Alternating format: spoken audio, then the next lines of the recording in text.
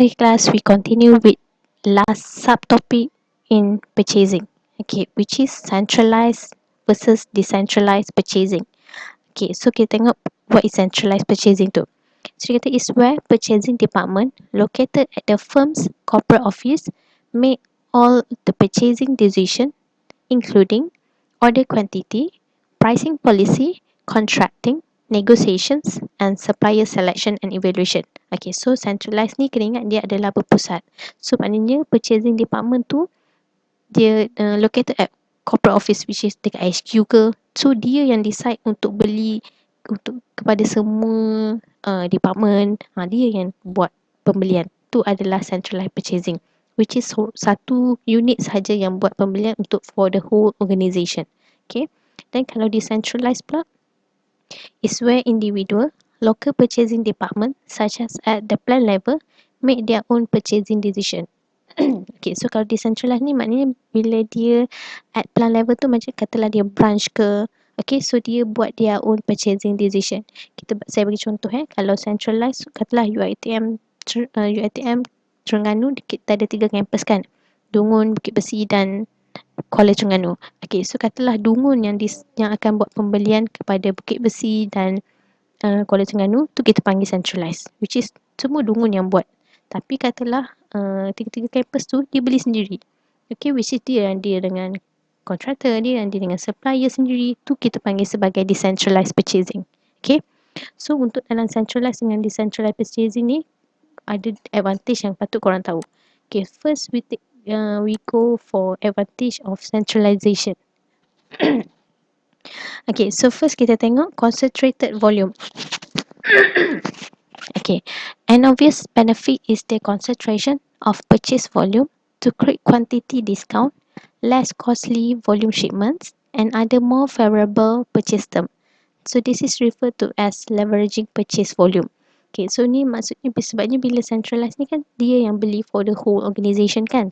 So kat situ lah dia boleh concentrate on volume. Bila concentrate on volume, kita boleh get discount for the product. Okay, kita boleh reducekan the volume of shipment. Tak perlulah nak hantar 3-4 kali kepada department lain-lain contoh. So maknanya dia terus hantar sekali je. So dan kita boleh order terus dalam jumlah yang banyak. Okay. So supplier generally are more willing to negotiate, give better terms and share technology due to higher volume. Of course lah, bila kita order dengan supplier dalam jumlah yang banyak, so dia akan willing to negotiate lah dengan kita. Mungkin dia akan bagi discount, okay, and then ataupun dia akan share teknologi dia guna apa semua tu. Okay, and then avoid duplication.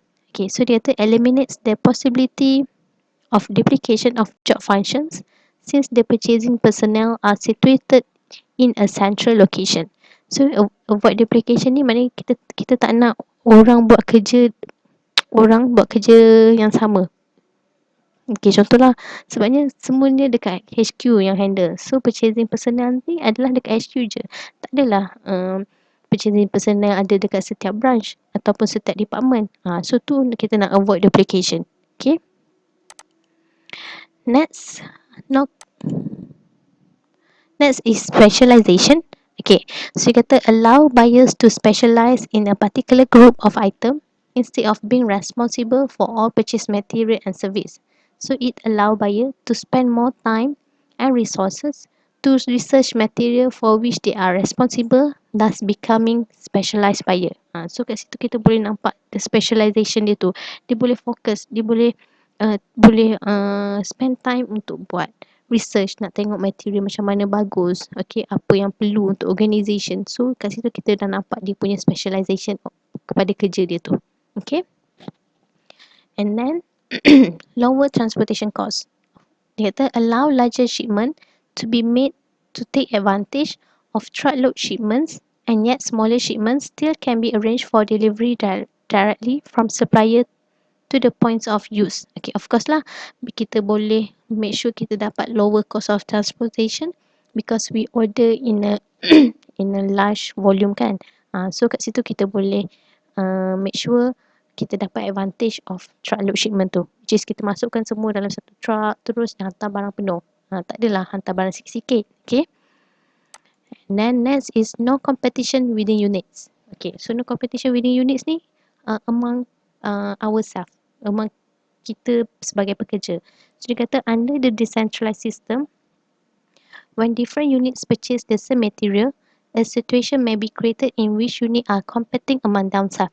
So kita boleh compete pula sama-sama department kita ni. Dia kata especially when scarce material are purchased from the same supplier. So centralization can minimize this problem. Sebenarnya bila kalau decentralized, which is setiap department beli dia punya uh, supply sendiri, okay, so mungkin kita akan compete among ourselves, okay, which is contohlah barang tu barang yang sama kita beli dengan supplier yang sama. Contohlah supplier tu kata, oh saya dah hantar barang dekat IT department, so tak sempat nak hantar dekat finance department pula contoh, okay, which is stock dah tak ada ke apa. So benda tu akan nampak kita compete among uh, among kita je lah, among antara department tu sendiri, okay. And last advantage of centralization is common supply base. Okay, so supply base apa tadi saya beritahu? Which is list of supplier kan. Okay, so dia kata a common supply base is used, thus making it easier to manage and negotiate contract. Of course lah, maknanya kita dah tahu okay supplier ni memang kita akan guna. So tu adalah bila centralization, which is kita yang satu tempat je yang handle all purchasing system. Okay. Okay, so next we go for advantage of decentralization. Okay, so advantage untuk decentralization, kita ada closer knowledge of requirements. Ni bila kita setiap department ataupun plan level by their own make their own decision, buying decision. Okay, so dia kata closer knowledge of requirement, a buyer at individual unit is more likely to know its exact needs better than a central buyer at home office. Of course lah kan, sebab bila kita beli, so kita tahu apa yang keperluan kita sendiri. Ataupun contohlah bila kita ni branch yang jauh daripada HQ. Contohlah kita dekat Dungun, HQ kita dekat KL. So contoh kita nak beli, katalah kita oil and gas, okay, pakai coverall. Okay, so bila pakai coverall tu, kita tahu environment kat sini macam mana, so quality macam mana yang kita perlukan, instead of orang dekat HQ yang tak tahu keadaan kat sini macam mana. So tu maksud dia, okay, which is closer knowledge of requirements. Okay, next local sourcing. Okay, so dia kata if the firm desire to support local business, it is more likely that a local buyer will know more about local supplier. Of course lah kan, bila kita nak support local sourcing, kita akan tahulah local supplier. And then of course when we are using local supplier, can result in faster delivery and more frequent times and is conducive to the creation of closer supplier relationship. Of course lah, bila kita deal with local sourcing, kita akan dapat faster delivery, okay, which is lagi cepat instead of kita deal, katalah kita deal HQ yang belikan, then of course HQ beli, dia beli dengan supplier yang dekat dengan dia. So bila nak hantar dekat kita Dungun ni jauh pula, so ambil masa.